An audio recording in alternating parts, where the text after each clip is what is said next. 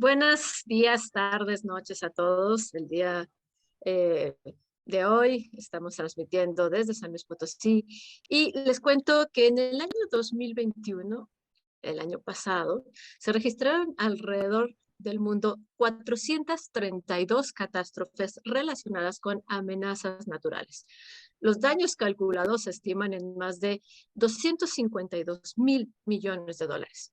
Y bueno, como lo dijo Antón Guterres, secretario general de las Naciones Unidas en 2018, la reducción de esa pérdida puede transformar la vida de las personas y contribuir en gran medida a la erradicación de la pobreza, por lo que la Asamblea General de las Naciones Unidas decidió declarar el 13 de octubre como el Día Internacional para la Reducción de Desastres, tema que nos ocupa el día de hoy.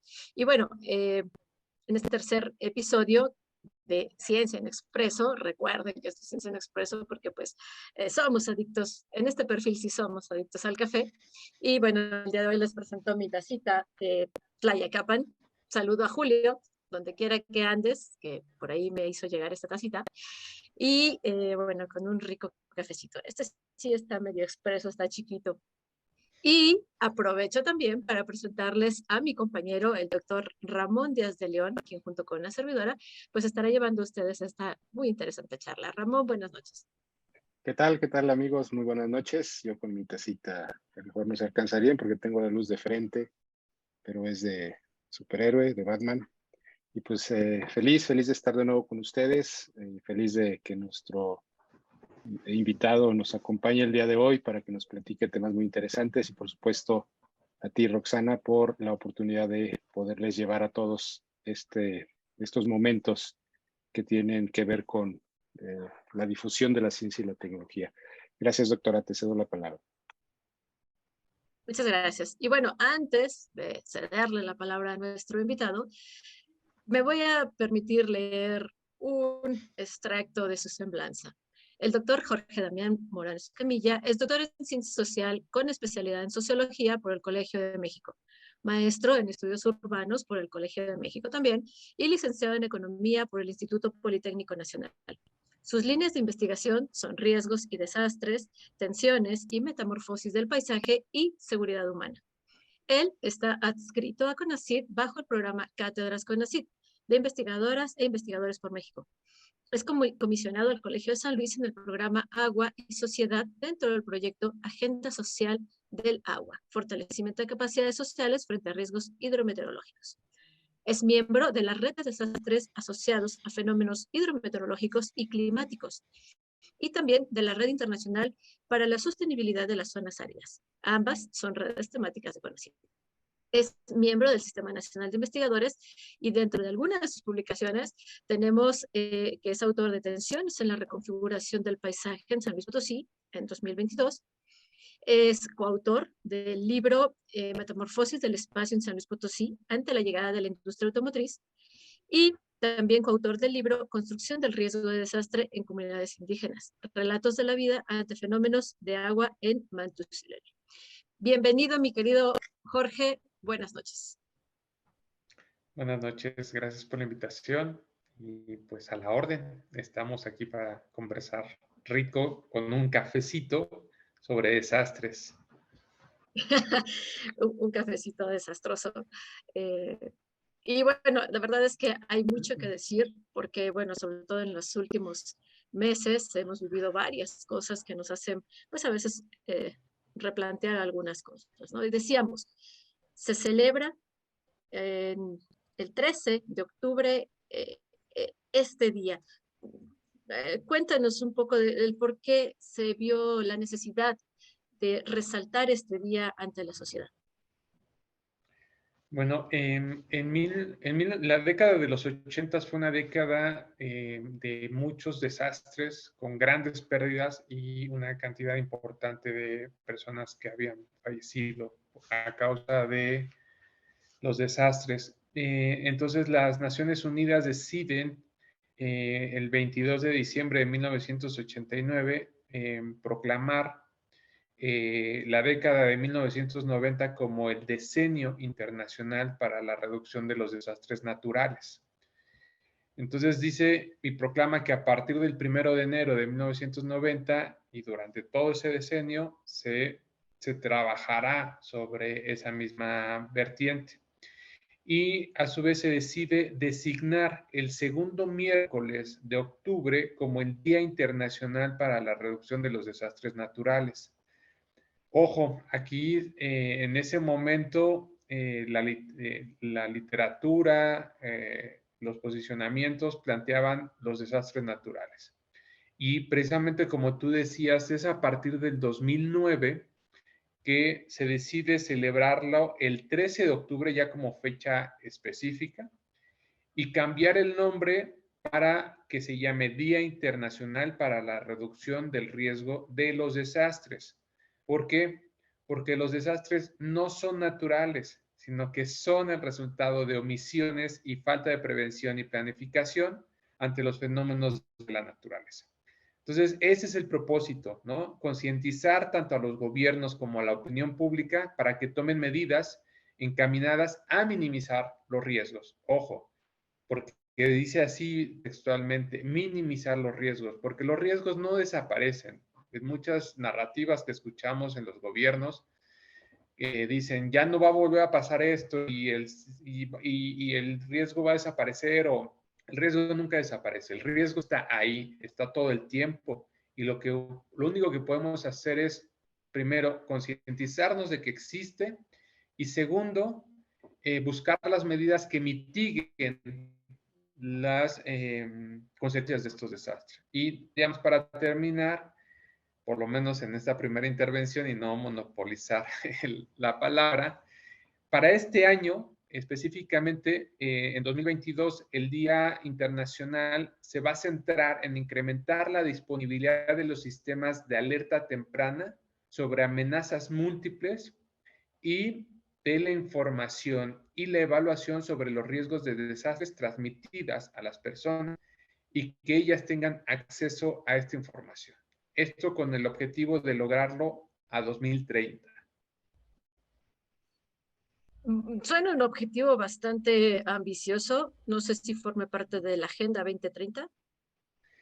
Tiene que ver más, realmente la Agenda 2030 está relacionada con una cosa que en el marco de los desastres, un acuerdo internacional que se llama el marco de Sendai, ¿no? El marco de Sendai entra en vigor en 2015 y tiene como propósito, o como meta o como plazo, porque es hacer un acuerdo internacional hasta 2030. Entonces, digamos que están relacionados, pero si tú ves los objetivos de desarrollo, si tú ves el marco de Sendai, son agendas que están relacionadas porque finalmente los riesgos y los desastres no pueden verse separados de la naturaleza, de la planeación, de la pobreza, de todos los elementos que vienen los objetivos del desarrollo. Sí, exactamente. Es como que van en paralelo, ¿no? Y bueno, debo decir una cosa, y la verdad es que cada que platico con Jorge es regaño seguro cuando se me sale el desastres naturales. Eh, Tantos años y no, sí.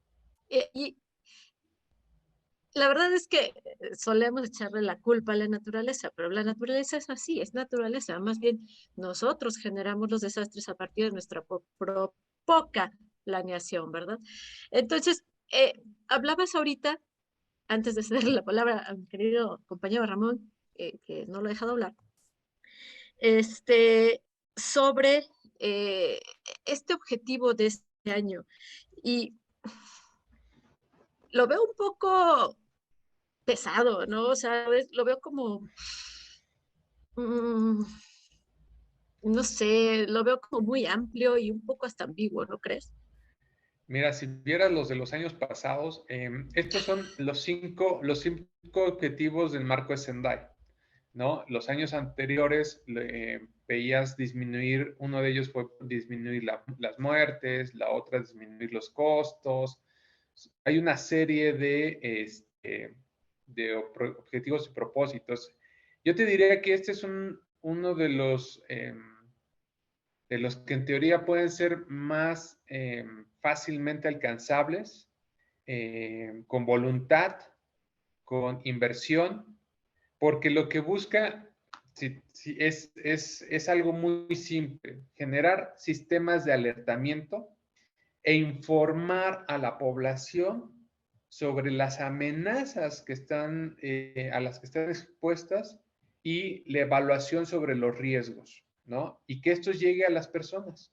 Finalmente, el gran problema de muchos desastres que vemos en diferentes partes del mundo, yo diría en específico los que a mí me ha tocado analizar, revisar en la literatura, o lo que reporta la literatura, tiene que ver con la falta de conocimiento de las poblaciones sobre los riesgos a los que estaban expuestos. Ojo, es muy diferente cuando tú estás consciente de los riesgos a los que tú te expones, ¿no?, que a los que alguien te expone. Voy a poner el ejemplo más simple. Tabasco. Muchas de las zonas inundadas en Tabasco eran zonas que no eran propicias en la de 2007. Eran zonas que no eran propicias para el desarrollo urbano. Y sin embargo, la omisión de los gobiernos y la falta de ética y de integridad por parte de los desarrollos inmobiliarios pusieron a una población a estas inundaciones, ¿no? Entonces, sabían que en muchas de esas zonas eran vasos reguladores, que eran zonas de amortiguamiento, y sin embargo decidieron desecar porque era el gran negocio y había que edificar. Y eso te lo encuentras en el caso mexicano en muchas zonas. Entonces, si tú le dices a una persona, alguien en algún momento, no me acuerdo en dónde, cuándo y cómo, pero decía, en las calles debería decir, así como dice calle, niño artillero, código postal, cero no sé qué, ¿no? Abajito tendría que decir, el nivel de riesgo por sismos, por ejemplo, en la Ciudad de México es tal. La Ciudad de México está dividida en 3 regiones, en 3 áreas de acuerdo al riesgo sísmico. Bueno, eso puedes hacer también en Puerto Rico, por ejemplo. Cuando tú vas a las zonas susceptibles de inundación, te dice, el agua puede llegar a este nivel. Eso es transmitir información para que las personas sepan a lo que se están exponiendo. Y eso es lo relativamente más fácil, porque finalmente es información que muchas veces se tiene, pero los gobiernos, por X, Y o Z, no lo promueven entre la población, además de la falta de capacitación que se tiene para enfrentar este tipo de situaciones. Así es, doctor. Pues sí, bastante interesante esto que nos platicas, porque pues nosotros como población efectivamente no lo sabemos. Hasta cierto punto siempre se ha dicho que es obligación nuestra, individual, saberlo. Qué mejor que si viene apoyado digamos, de autoridades formales que nos lo mencionen. Es el caso, por ejemplo, como bien lo comentabas, de la Ciudad de México, donde, pues bueno, ha coincidido, porque realmente eso ha sido, es muy difícil predecir el tiempo, cuándo va a ocurrir un terremoto, un desastre de esta naturaleza. Desastre porque finalmente en eso se traduce, ¿verdad? Esta condición de este 19 de septiembre pasado, pues ya lleva o generó más de 5,000 réplicas, ¿no? Todo esto, todas estas acciones que pudiera llegar a tomar el gobierno, ¿cómo debieran ser desde el punto de vista social? Ya lo mencionabas de inicio, queda claro, avisarle a la sociedad, pero ¿qué más es obligación del gobierno? Bueno, una de las principales, en algún momento yo revisaba, por ejemplo, una normatividad de Venezuela que reconocía cómo los gobiernos y las medidas gubernamentales o las intervenciones de los gobiernos son una causal de los desastres. ¿Por qué? Porque es el gobierno quien decide los usos de suelo. es el gobierno quien da los permisos para los desarrollos inmobiliarios. Es el gobierno quien supervisa que el ingeniero de obra o el arquitecto o la empresa encargada del desarrollo de X área, sea un área habitacional, un centro comercial, un área de empresa, ¿no? Un negocio, cumpla con las normas establecidas. Las normas son para eso, para cumplirse. Si nosotros vemos lo que pasa cuando se caen estos edificios en los sismos, mucho te das cuenta que, uno, fueron usos que no correspondían al declarado.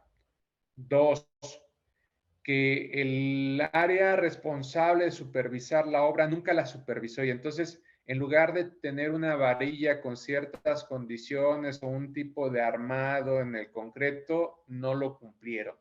O tenía una altura mucho mayor a la que estaba permitida de acuerdo con el área sísmica en la que se encuentra. O que a pesar de haber sido reportados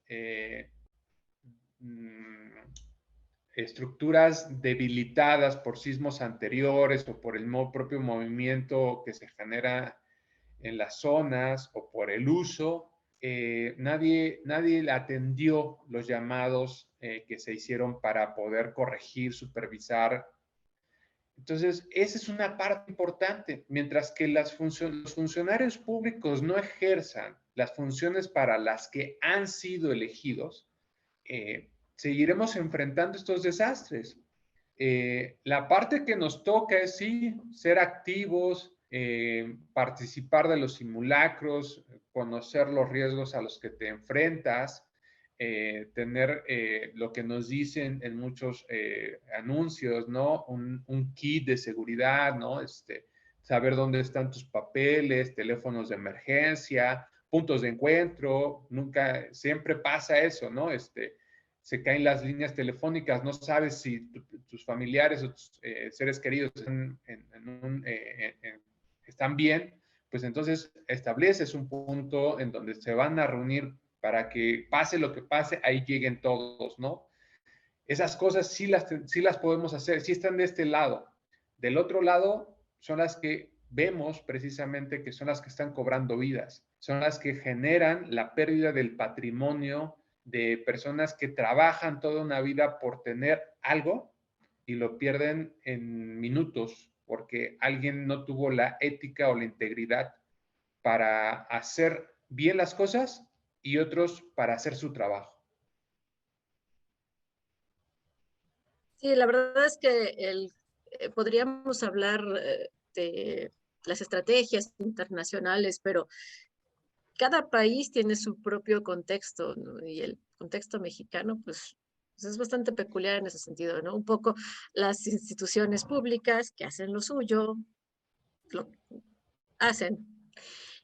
La propia cultura mexicana, incluso hasta las tradiciones mexicanas, la mística mexicana, podríamos decirle, todo eso le va abonando así poco a poquito, hasta que generamos pues algo casi caótico, ¿no? Sí, pero mira, como dices, hay que entender los contextos. A mí me ha tocado recorrer por diferentes razones diferentes partes del país, ¿no? Y lo que te das cuenta es que este país son muchos países. Incluso al interior, lo vamos a poner en el caso de San Luis Potosí. O sea, San Luis Potosí no es lo mismo el altiplano que la zona centro, que la zona media, que la Huasteca, incluso la Huasteca a su interior también tiene sus propias diferencias, ¿no?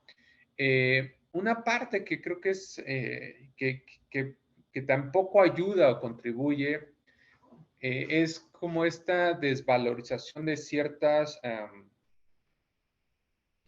conocimientos. Las personas que viven en medios rurales conocen de alguna manera el comportamiento de la naturaleza y no están, aunque no están a salvo o no están exime de que puedan ser afectadas, asumen y aceptan que es parte de los procesos de la naturaleza. El gran problema con las zonas urbanas es que precisamente como ya desconocemos, primero habemos personas que no pertenecemos al entorno en donde vivimos porque venimos de fuera y nos incrustamos en una sociedad que no es donde nacimos. Entonces, eso genera también un tema, ¿no? La otra es, no conoces cómo se manifiestan los fenómenos en esa región. Y lo más probable es que no sepas cómo actuar. Una parte importante es saber cuáles son las zonas seguras. Y si tú no sabes, si no conoces tu contexto, puede ser que esa zona en la que tú considerabas segura termine siendo una zona de alto riesgo, o porque ahí va a caer el agua, o porque ahí va a haber deslaves, o por X, Y o Z, o porque por ahí, por ejemplo, pueden estar pasando un montón de tuberías de gas y puede generar una explosión. Ese es el punto, es la parte donde les decía, es importante saberlo como ciudadano, pero si, por ejemplo, muchos atlas de riesgos, todos los estados, todo el país y todos los estados y todos los municipios tienen la obligación de tener un atlas de riesgos. Ese atlas de riesgo lo que te dice es precisamente qué fenómenos de la naturaleza y fenómenos de corte antropogénico, es decir, los generados por el hombre, pueden atentar contra la población de alguna manera o pueden afectarla. Y esos atlas, la mayoría de las veces, o no están actualizados o están guardados en un cajón, o a alguien se le ocurrió que puede ser de seguridad pública, y entonces les parece como peligroso darlo a conocer. Pero espera, sí existen. Yo nunca he visto uno, al menos no aquí en San Luis, ni en el municipio, ni nada. Sí, no hay esa... desde mi perspectiva, lo voy a decir así mejor, muchos gobiernos no les gusta ser transparentes, no les interesa que la población sepa, porque finalmente el saber cada vez hace que ciertas áreas de gobierno puedan ser susceptibles de ser eliminadas, porque finalmente cuando tú sabes de ciertas cosas, te preguntas qué sentido tiene seguir teniendo estas estructuras, ¿no? Desde la sociología, desde gente que ha trabajado cosas de riesgos, se ha planteado muchas veces que el riesgo por desastres, lo voy a decir en la forma más fea del mundo, pero también es un negocio para muchos gobiernos y para muchas personas. Entonces, esa también, no estoy diciendo, no estoy señalando a nadie, no estoy diciendo específicamente a nadie, sino que lo que vemos es que también a muchos les conviene no tomar cartas en el asunto y seguir generando esta espiral en donde los más afectados son las personas de a pie. Ustedes y nosotros estamos hablando ahorita de los desastres. Los desastres que en el imaginario colectivo son estos grandes eventos como los sismos, como las inundaciones, pero en diferentes reportes, precisamente de organismos internacionales, la Estrategia Internacional para la Reducción de Riesgos de Desastres o otras instancias enfocadas a estudiar estos procesos, nos dicen que esos fenómenos son los más raros, porque todos los días se presentan algo así como los microdesastres. Voy a poner un ejemplo. En la Ciudad de México o aquí en San Luis Potosí, hay una zona que le llaman, está por donde hay unas vías, periférico, el Aguaje, si no me equivoco. Bueno, en el Aguaje, cada X temporada de lluvia, por ejemplo, yo estoy seguro que en las lluvias de la semana pasada que hubo, se les mete el agua. Y es agua de caño, son aguas negras. Y como se mete en promedio 20, 30 centímetros, pues nadie las atiende. No hay una política pública que las atiende porque lo que las llaman son encharcamientos. Y esos encharcamientos lo que genera es primero, que las personas no duerman porque tienen que estar desalojando esas aguas. Dos, si no tuvieron la previsión, no pudieron pensar, actuar a tiempo, probablemente alguno de sus muebles entró en contacto con esas aguas, lo cual en términos de salud pública es un problema, porque lo que te dicen es que una vez que entran las aguas negras en contacto con algún mueble, aunque los laves, se les va a quedar un polvito que vas a estarlo respirando, que lo vas a estar bebiendo en tu cafecito porque sigue ahí las esporas, ¿no? O en la comida que disfrutas. Esas cosas nadie las gestiona. Las personas asumen que así es, ¿no? Y que entonces pues tienen que gestionarlo ellos. Esos por cada ese desastre grandote que ustedes vieron, hay miles de esos pequeños que les comento. Y esas pérdidas nadie se las repone a ellos. Con esto que les decía, además de pasarse toda la noche en vela, limpiando, sacando, ¿no? Todo eso, ¿cómo lo cuantificas y cómo le haces para resarcirle a esa persona que al otro día tiene que levantarse temprano e ir a trabajar? Esos son los pequeños desastres que nadie gestiona más que las propias personas en las propias comunidades que tienen que hacer frente a estas situaciones. Así es, doctor.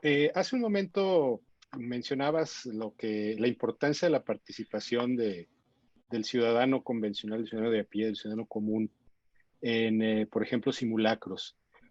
Particularmente he tenido la experiencia muy afortunada, muy bonita de ser parte de la Red Nacional de Emergencia de la Federación Mexicana de Radioexperimentadores. A mí no me tocó en el sismo del 85, yo todavía no había nacido para ese entonces, no es cierto. Pero pues era un niño en esas fechas. Y ya después mis colegas radioaficionados me platican que participaron muy activamente desde el punto de vista de sus estaciones de radio. Se escucha un tanto simplista decirle radioaficionado porque parece que es un juego, pero en realidad pues se dedican formalmente a armar estas redes nacionales de emergencia y están permanentemente comunicándose a través del radio todos los días. Particularmente tienen uno a la semana obligatorio, son los lunes, en los que hacen simulacros entre ellos de este tipo de situaciones, por ejemplo, de terremotos, etcétera. Pero obviamente desde su trinchera, que son las telecomunicaciones. Hoy día ya no ocurrió, digo, no ha sido tan catastrófico en estas últimas ocasiones, de que se caigan las comunicaciones, como sí ocurrió en el 85. Y sí hay evidencia formal y experiencias vividas de mis colegas radioaficionados que participaron en este tipo de eventos y dieron apoyo a la población, donde, como comentabas correctamente, doctor, se iban las personas a las estacioncitas de radio que tenían a tratar de comunicarse con gente que tenían parientes en todo el país e incluso en el mundo, porque esa es una ventaja de estas telecomunicaciones. Y me viene a la mente esto que mencionabas, porque poca gente sabe que existe esta Red Nacional de Emergencia de Telecomunicaciones que tiene apoyo formal para que se lleven a cabo este tipo de actividades y de simulacros y que apoyan finalmente a la sociedad, en este caso, pues para que estén tranquilos algunos de los parientes de los afectados, sabiendo que pues, se podían finalmente comunicar. En ese sentido, el hecho de seguir fomentando el que la gente sepa, por ejemplo, de esta Red Nacional de Emergencia, el que la gente sepa que hay otros organismos sociales, civiles, que son los primeros en llegar, los topos, por ejemplo, en este tipo de desastres, incluso se especializaron ya hasta en cuestiones de rescate en aguas, incluso en aguas negras. ¿Qué opinas tú acerca de que se generen más cuerpos de esta naturaleza, más organizaciones de esta naturaleza? ¿Y qué han hecho estas organizaciones finalmente, en tu experiencia, en tus estudios sociológicos, ¿cómo han aportado, cómo han ayudado? Siempre va a ser desde esta perspectiva, desde este lado, bienvenida todas estas formas de organización, ¿no? Lo que nos ha pasado y lo que hemos encontrado es que precisamente hay una reticencia de muchos gobiernos a incorporarlos, ¿no? Si uno se fija en los procesos de desastre, en los momentos de emergencia, lo primero que entra es la policía y los militares a replegar a la sociedad civil. En el caso, por ejemplo, de estos mineros que quedaron atrapados en la mina de carbón, estos grupos organizados lo señalaron en diferentes medios que ellos se ofrecieron, ¿no? Ofrecieron todo el equipo y todo el apoyo para poder rescatarlos, ¿no? Buzos, por ejemplo, como decías, ¿no? Hay buzos que ya se han organizado, así como los topos. Ya hay incluso una curva de aprendizaje y una expertise y una especificidad en muchas cosas que a veces no tienen los gobiernos, ¿no? Sobre todo los gobiernos de corte local, ¿no? Que son los que tienen más limitaciones en muchos sentidos. Pero finalmente el Estado no los incorpora, ¿no? Otra vez, en el desastre hay ganadores y perdedores. Y parte de los ganadores también son el Estado, el gobierno, porque se muestra como el gran padre que va a salvar a los desprotegidos, ¿no? Entonces, finalmente ese es un problema, porque al gobierno no le gusta que lo eclipsen, que las cámaras giren hacia otros reflectores, ¿no? Ellos tienen una expertise, ellos tienen una forma de organización, incluso en muchos sentidos, como lo hemos visto en muchos casos, en muchos momentos, tienen una mayor confianza, la población tiene una mayor confianza en ellos que en las propias autoridades, ¿no? Entonces, finalmente, yo he escuchado a los topos, lo que a mí me ha impactado es cómo van creciendo cada vez más, hay jóvenes también, ¿no? Una cosa, y esa también es una posición muy personal, que pasa en muchas ocasiones y que ya se ha también discutido en otros espacios es, por ejemplo, ¿qué hacemos con la regulación de estas organizaciones? ¿Por qué?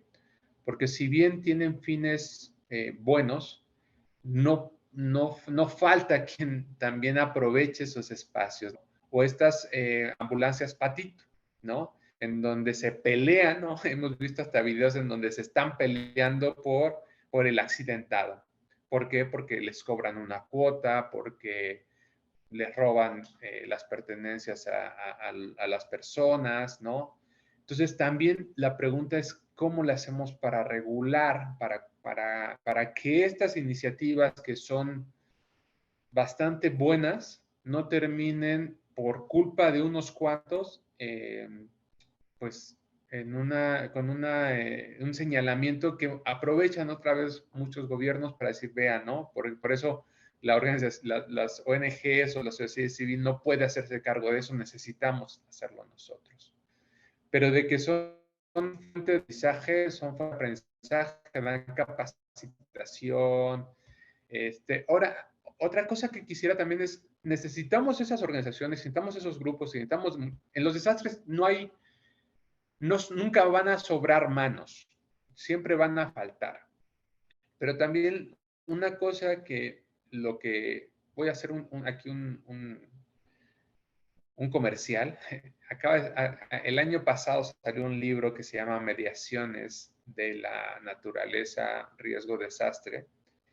Y en ese libro, que coordina un colega de CIESAS, una colega de la Ciudad de México y un servidor, hay un capítulo en donde una de las autoras habla de la importancia de la protección civil en las universidades, en las escuelas. Es decir, cómo a través de la enseñanza en los centros educativos esto puede permear la educación, la cultura de la prevención y eso se puede transmitir hacia las casas, hacia los trabajos, porque los sujetos, así como aprenden a sumar, a restar, a multiplicar, pueden aprender a gestionar los riesgos, ¿no? Ese es un capítulo que viene ahí. Y otro capítulo que habla sobre cómo la sociedad se ha movilizado. Por ejemplo, hashtag Fuerza México, ¿no? Fue una forma de organización de la sociedad civil en donde yo no necesité ir a mover piedras, a buscar, sino coordinar esfuerzos. A ver, aquí hace falta medicamentos, aquí hace falta esto, ¿no? Ese tipo de cosas también, también apoyan, también ayudan. No necesitas ensuciarte o exponer, también hay otras formas, ¿no? De organizar, de ayudar, de colaborar. Por eso les decía, en los riesgos y en los desastres, ninguna manos sobran. Siempre que se puedan coordinar, porque ese es el otro gran problema, ¿no? Que a veces hay mucha gente, hay mucho descontrol. Nos decían en algunas autoridades, dicen, mira, a veces tenemos que estar cuidando a los rescatistas, a los voluntarios, y no hacemos nuestra labor porque tenemos que estarlos cuidando, ¿no? Entonces, también esa parte es bien interesante. Por eso es tan complejo para mí, me fascina mi tema, porque tienes muchas aristas. O sea, realmente, como todas las realidades, no es una sola, no hay una linealidad y siempre hay un montón de temas que van surgiendo y que hay que abordarlos, analizarlos y pues abordarlos para presentar alternativas, propuestas, ¿no? Es que como bien dices, ¿no? O sea, el efecto humano es bien, bien, bien interesante.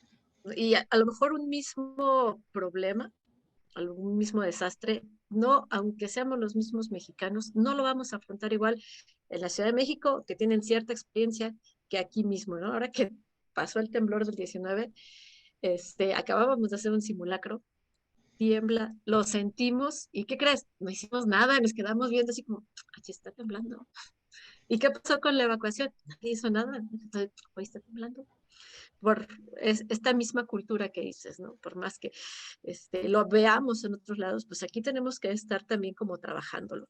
Regresándome a un tema que mencionaste hace rato. Por ahí hay una estadística que dice que el 40% de los desastres mundiales del año pasado, de los grandes desastres, fueron ocasionados por fenómenos hidrológicos. Ahorita acabamos de pasar, bueno, estamos en temporada de huracanes y acaba de pasar una tormenta que arrasó Cuba, que no hemos sabido tanto de eso, pero bueno, sabemos que estuvieron al menos 2 días sin luz. Llegó a la Florida, hizo un desastre, la peor tormenta que han tenido en mucho tiempo Florida. Sobre estos temas, sobre los temas hidrológicos, cuéntanos un poco más de lo que has visto, percibido, sobre todo en la parte, bueno, acá en México, ¿no? Que sí estamos acostumbrados, pero no estamos acostumbrados. Decías, invadimos espacios. Aquí en San Luis, aunque es un lugar semidesértico, ay, pues es que está muy bonito construir en las lomas. Sí, pero ahí caía el agua. Ah, ¿qué crees? Ahora tenemos inundaciones. Bueno, entonces, ¿tú cómo lo ves? ¿Tú cómo lo ves? ¿Qué podemos hacer? ¿Qué estamos haciendo o no? Bueno, estamos haciendo casi todo mal, diría yo. Tú dijiste que estamos haciendo, pues estamos haciendo casi todo mal, ¿no? Si no es que estamos haciendo mal las cosas. Precisamente los fenómenos de corte hidrometeorológico son los que mayor afectaciones tienen a nivel mundial y México no es la excepción. Ahí entran, pues básicamente fenómenos como sequías, como inundaciones, como granizadas, ¿no? Huracanes, digamos. Los fenómenos de corte hidrometeorológico tienen que ver con el comportamiento de la atmósfera, ¿no? Es decir, todo lo que tiene que ver con el comportamiento de la atmósfera y se traduce en esto que decíamos, ¿no? Básicamente, lo que, si bien nos preocupa a muchos, el tema de la falta de agua, la escasez y las sequías, aún no significan tantas afectaciones como las inundaciones. No estoy diciendo que no sea importante, es un tema tan importante que ahora vemos un montón de anuncios de Conagua, de cuida el agua, no la tires, no la dejes desperdiciar, ¿no? Porque efectivamente cada vez tenemos menos agua. ¿Qué pasa en San Luis? En San Luis, precisamente como muchos dicen, y es otra vez la racionalidad económica y la falta de una conciencia ambiental, ¿no? Voy a hablar de las dos. Primero, la racionalidad económica. A ver, si es una zona que no llueve, entonces, ¿para qué invertimos en captación de agua? Si es una zona que no llueve, entonces, ¿para qué invertimos en infraestructura que tenga una capacidad de no sé cuántos miles de litros? Si va a llover poquito, entonces mejor metamos tubos más pequeñitos, ¿no? Porque no tiene caso hacer una inversión. Es la racionalidad que tiene el gobierno. Entonces, lo que no se hace es este proceso de sustitución. ¿A qué voy? El Colegio San Luis está sobre Chapultepec. Las primeras lluvias, incluso ha habido días que solamente ha llovido, lloviznado, y de repente te encuentras que ya empieza a ver las fuentes brotantes de Chapultepec. Es decir, empieza a salir el agua del drenaje, ¿no? Porque el agua empieza a caer de la parte alta, en donde empiezas a urbanizar, esa agua ya no se infiltra y entonces empieza a correr por el pavimento, por el alcantarillado, y obviamente este alcantarillado tiene una capacidad de carga que se ve sobrepasada de manera rápida y entonces empieza a brotar. Entonces, en la medida que tú empiezas a pavimentar arriba, pues tienes que meter tubos más grandes en la parte baja. Perdón, estoy diciendo una medida nada buena, ¿no? En realidad tendrías que dejar de pavimentar en la parte alta, tendrías que buscar seguir infiltrando, porque también eso tenemos que tener conciencia. San Luis depende del agua subterránea. El día que se nos acabe el agua subterránea, se nos acabó San Luis. Y tendríamos que estar buscando cómo filtrar esa agua y también cómo aprovechar el agua de lluvia. Por muy poca que caiga, tenemos que buscar esa forma de aprovechar. Tenemos que buscar esa forma de reutilizar el agua, ¿no? Yo veo cada vez más estas lavadoras que una carga, tiran el agua, enjuagan y tiran el agua. Esa agua se va al caño y se puede utilizar en otras maneras, en otros procesos. Entonces, finalmente estamos contribuyendo, y esa es la parte que yo decía con la gestión ambiental, porque lo que no entendemos es que la naturaleza también tiene una capacidad de carga, y cuando esta naturaleza ya no tiene esa capacidad regular, los fenómenos de la naturaleza, estos fenómenos siempre han pasado, ahora se han exacerbado, cierto, y ahora ya no podemos entender con claridad cuándo son las fechas, las temporadas o los momentos por este elemento del cambio climático que ha ido alterando la manifestación de los fenómenos. Pero las lluvias siempre han existido, las nevadas también, las granizadas también, y no siempre fueron un desastre. ¿Cuándo se convirtieron en un desastre? Cuando empezamos a transformar la naturaleza de tal manera que la naturaleza es incapaz de regular, absorber y amortiguar la presencia de estos fenómenos, y entonces empieza a traducirse en una afectación para la población que está cerca o, en el peor de los casos, en lugares no bien ubicados, porque otra vez, acá en las partes altas la gente no se inunda, se inundan los de las partes bajas. Y ellos en muchos momentos, digamos, llegaron primero, pero como los que llegaron después urbanizaron esa parte que evitaba que se inundara la parte baja, pues ahora se ven afectados cuando en antaño no les pasaba eso. Por eso esta parte de la gestión ambiental también es importante, ¿no? Así es, doctor. Esta parte también resulta particularmente interesante porque pues hay una controversia que a veces no se quiere mencionar, de si realmente el ser humano ha influido de manera significativa en el calentamiento global, por ejemplo, o si este de hecho es de origen antropogénico, es decir, realmente el ser humano ha provocado estos cambios. Me queda claro que pavimentar superficies elevadas causa algo. Había incluso hace poco, ahorita, de hecho me recordaste con tu plática, donde juntaban toda la masa de los seres humanos, vivos por supuesto, en una bola y cabía perfectamente en la isla de Manhattan. Hasta sobraba espacio de alguna manera, no una pelotota gigantesca, pero cabía todos los seres humanos hechos masita en un área relativamente compacta. Estamos dispersos en todo el mundo, por supuesto. No pretendo que se dé una respuesta de si es antropogénico o no este origen del calentamiento global, pero el exceso de población, como decías, termina generando otros problemas. ¿Realmente valdría la pena atacar por ese lado parte de estas catástrofes que se pudieran generar? Es decir, controlando de alguna manera no solamente el crecimiento poblacional, sino la distribución el crecimiento, por ejemplo, de una ciudad. Ya sabemos que el gobierno probablemente no apueste a todas estas cuestiones, pero desde el punto de vista sociológico, ideal, por supuesto, a lo mejor, ¿vale la pena hacer este ajuste de tanto de crecimiento poblacional como de crecimiento, de expansión en una ciudad y de qué manera pudiera ser? Nos van a juzgar de maltusianos o fascistas si habláramos de este tema tan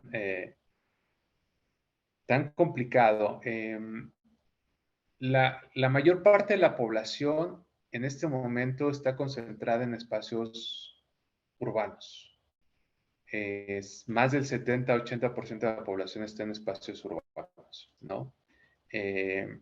Finalmente, lo que muchos plantearían sería ideal que mi planteamiento sería así. Sería ideal que las ciudades se terminaran manteniendo en los tamaños en como están, que no se sigan expandiendo. Porque, por ejemplo, el ejemplo de San Luis lo vemos, se está expandiendo. San Luis, yo no puedo pronosticar en cuánto tiempo, pero me da la impresión que la zona conurbada de San Luis va a crecer y en algún momento esos discontinuos que vemos entre Villa de Reyes y San Luis van a ser un solo continuo. Lo mismo va a pasar hacia Mezquitic, lo mismo va a pasar hacia Hualulco, lo mismo va a pasar hacia Zaragoza, y entonces vamos a tener una mancha muy grande. Con lo que implica esto no solamente en términos de recursos, ¿no? Más agua, pero casi siempre nos preocupamos por más agua, o sea, ¿de dónde vamos a tener agua? Pero pocas veces nos preocupamos qué vamos a hacer con el agua que desechamos, ¿no? Porque esa también hay que gestionarla y no solamente es de tirarla ahí porque tiene que haber un tratamiento, ¿no? Contamina el ambiente. Pero otra vez el poner asfalto, el poner casas, no permite que la poca agua que hay se infiltre. Un proceso que estamos viendo, hay una tesis que hablaba de techumbres, es como las temperaturas en ciertas zonas de San Luis Potosí han cambiado. Mientras que en el centro tienes una temperatura, en otra parte tienes una temperatura mucho más alta, ¿no? Porque es este efecto que genera las naves industriales, el asfalto y todo esto. Incluso a mí me sorprendió una vez que estando en un recorrido por la zona industrial, que de repente empezó a caer un granizo que tapizó todo el piso de granizo como si fuera nieve, como si estuvieras en Estados Unidos y saltabas el puente y no había llovido y no había nada, ¿no? Ese tipo de cosas también presentan un reto, ¿no? Porque finalmente, otra vez, cuando llueve mucho, vas a empezar a tener zonas que van a empezar a colapsar en términos de tráfico, en términos de infraestructura hídrica, y si todo está concentrado, pues va a terminar llegando a puntos en donde ni siquiera se presentó el fenómeno, ¿no? Entonces, esas cosas yo sí creo que las ciudades deberían de deberíamos de procurar que estas ciudades no se expandan más de lo que ya se expandieron, que las zonas que siguen siendo zonas verdes, zonas rurales, zonas de recarga se sigan conservando. Pero aquí también hay una discusión, un dilema, ¿no?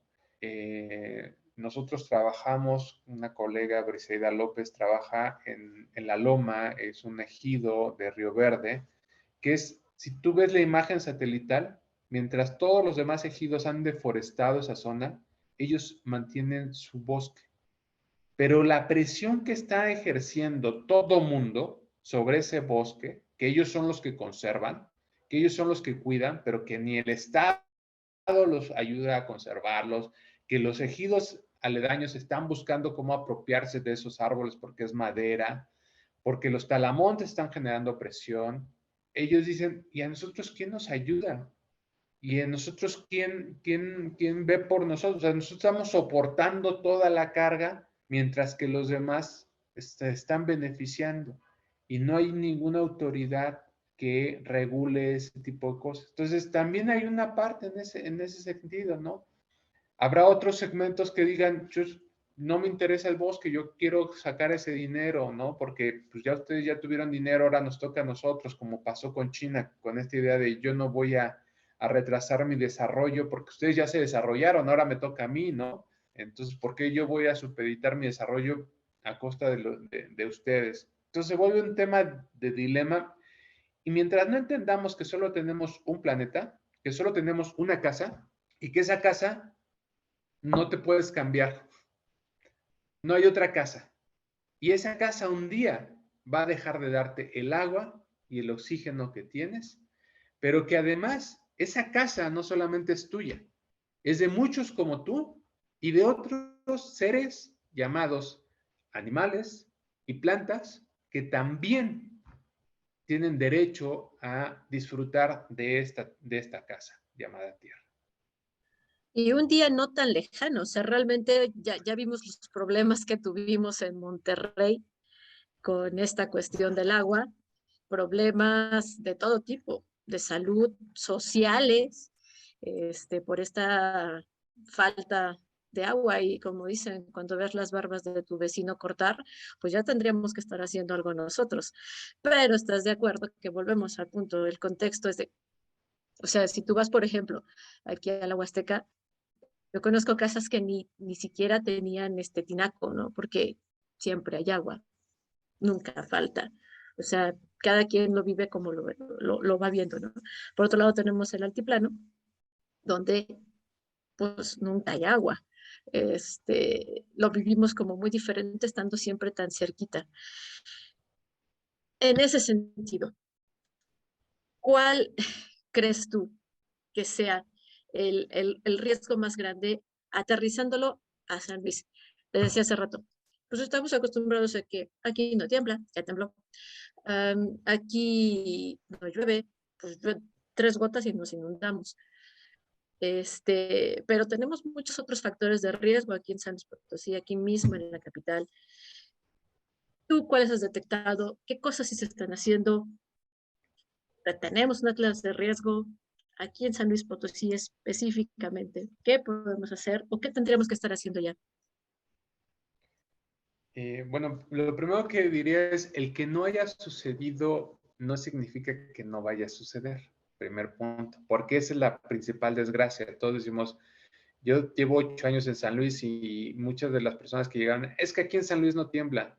Bueno, es que lo que se ha hecho como caracterización es que en San Luis, durante un registro aproximadamente de 100 años, no se han presentado sismos, ¿no? Pero no significa que no se puedan presentar. Ahora, la otra categorización que se hace del territorio nacional, que son 3 zonas sísmicas, lo que te dice es que la probabilidad de que la aceleración del sismo en estos suelos no alcance la aceleración de la gravedad, ¿no? Entonces, eso es lo que haría que los sismos no se sintieran con la magnitud que se siente en Oaxaca o en la Ciudad de México. Esa es la caracterización, pero en ninguna parte dice no va a suceder, ¿no? Entonces, ese es yo te diría un primer riesgo, creer que no va a suceder.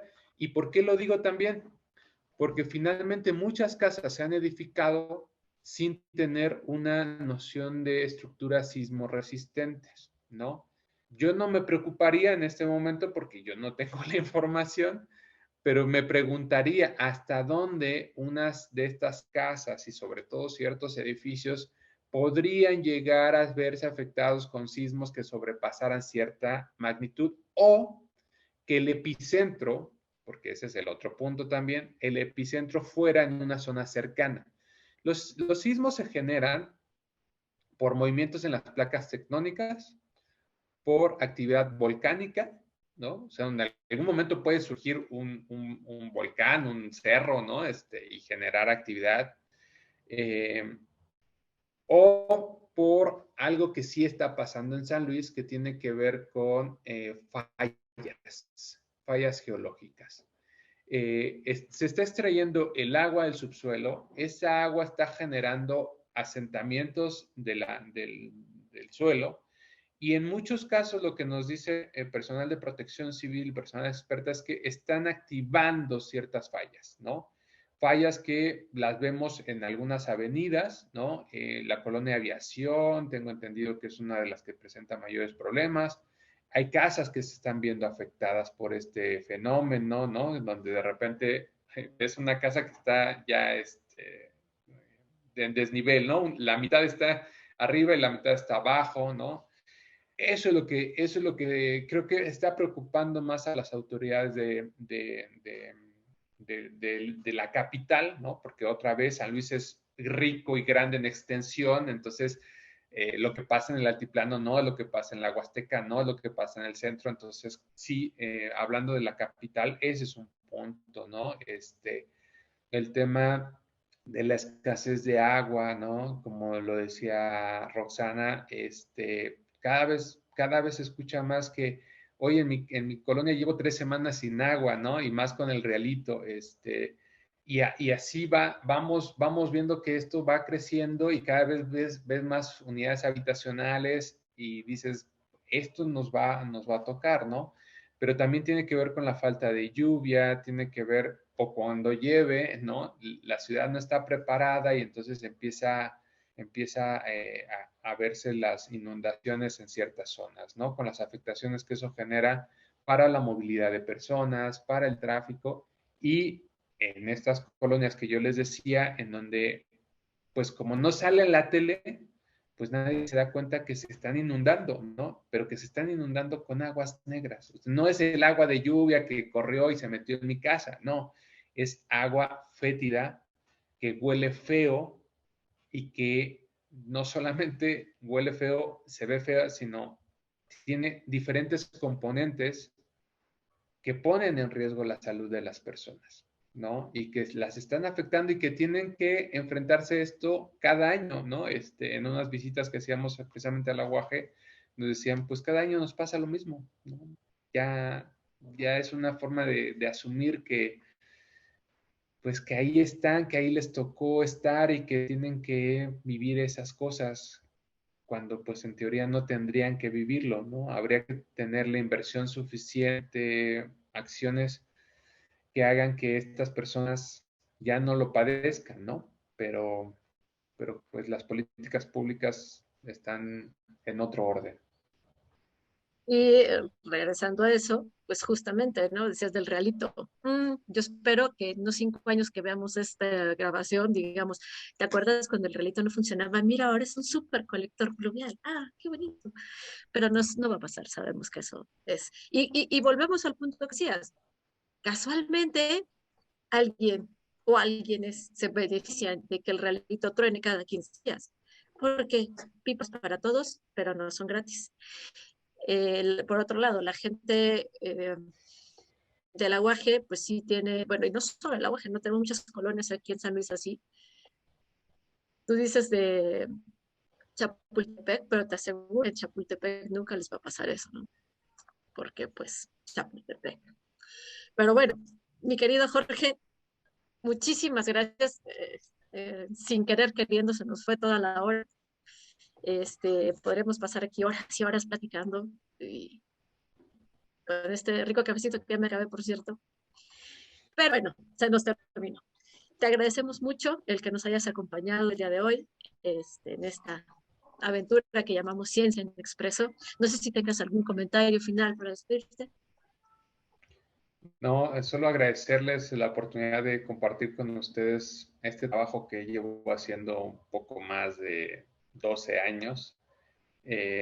Y espero que a las personas a las que llegue esto, pues les sirva. Finalmente creo que para eso estamos haciendo esto, ¿no? Para eso trabajamos, para eso nos dedicamos y que ojalá que puedan encontrar en este tipo de espacios la información o la semilla que les permita indagar o exigir a sus autoridades que eso no pase, porque los desastres no tienen que pasar y los desastres vulneran los derechos de las personas, vulneran los derechos de los niños, de las niñas, de las mujeres, de los hombres, a la educación, a la salud, al trabajo, a una vida digna. Y eso no podemos permitirlo. Finalmente, si todos entendemos que esto es una cuestión de derechos y que estoy exigiendo mi derecho, no es la naturaleza y el gobierno no me está haciendo un favor.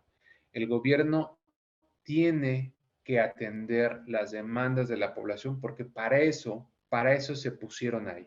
Y si no pueden, pues que busquen otra forma de vida porque no pueden vivir a costa de la población que todos los días se levanta a hacer un patrimonio, a hacer una vida y que porque alguien no hizo su trabajo en 5 minutos los pierda, es muy lamentable, es muy triste, sobre todo cuando ves a las personas adultas mayores que en 5 minutos pierden el esfuerzo de muchos años de trabajo. Y finalmente, y eso es una diferencia con los americanos, en la cultura latina, la familia, la casa y los bienes son una extensión de nosotros. Y por eso duele tanto perder a un ser querido, a una vivienda o a un mueble que puede ser que venga desde tu abuelo o que le perteneció o fue el último regalo que te dio tu padre. Y cuando eso no lo entienden las personas, no están entendiendo nada, ¿no? Entonces, seamos solidarios, seamos colaborativos y seamos más conscientes de dónde estamos viviendo y qué estamos haciendo por este país, por este medio ambiente y para reducir los riesgos a los que estamos expuestos. Muchas gracias, doctor Jorge Morán. Te agradecemos muchísimo tu participación. Me quedo con la emoción de cómo trabajas, de lo que haces, esa pasión que demuestras por lo que te gusta. Yo creo que nos contagia y nos hace reflexionar no solamente en el hecho de que tenemos que poner atención a la cuestión de los desastres naturales, sino también en nuestra participación activa para que esto se minimice lo más que podamos. Te agradezco muchísimo, doctor. Roxana, te cedo el micrófono en tu cierre final. Gracias. Bueno, muchísimas gracias, Ramón, como siempre, por acompañarme esta semana. Muchas gracias, Jorge. Un saludo a Brice, que por ahí la mencionamos. Un beso bien grande. Y pues muchas gracias a todos aquellos que nos sintonizaron vía redes sociales y las diferentes plataformas por las cuales transmitimos. Recuerden seguirnos en Facebook, YouTube, Instagram y las diferentes plataformas de podcast también que por ahí se están montando los audios. Estaremos cada semana trayendo a ustedes una charla con investigadores de México y del mundo. Y bueno, creo que la moraleja que nos deja todo esto es hay que dejar el mundo un poquito mejor de lo que lo encontramos. Muchas gracias y hasta la próxima.